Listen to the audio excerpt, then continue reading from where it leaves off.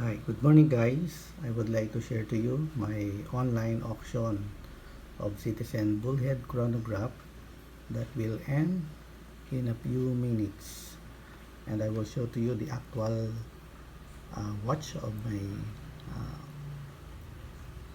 restored Citizen Bullhead.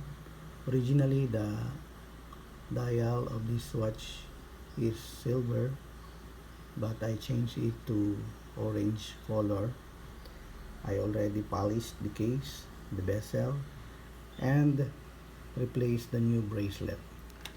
And if you see guys, the time left is less than 2 minutes, and with a total auction amount of $210. Now let's check whose bidders are currently watching.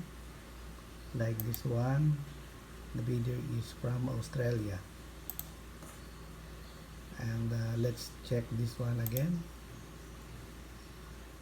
The bidder is from Bahrain, so it means that my watches are seeing now in different countries, including here in the Philippines.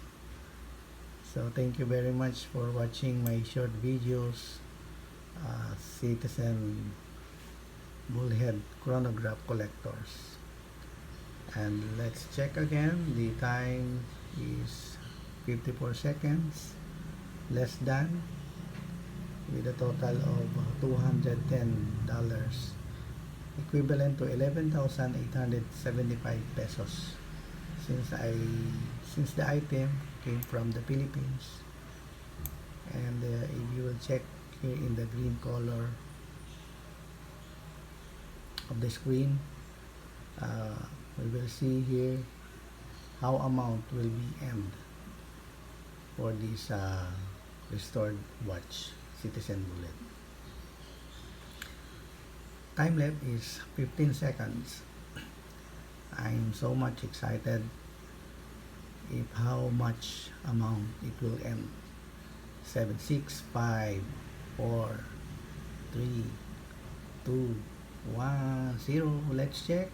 Oh, it's ended up to $215.5, equivalent to 12,157.28 pesos. Thank you guys for watching my online auction of my Citizen Bullhead chronograph.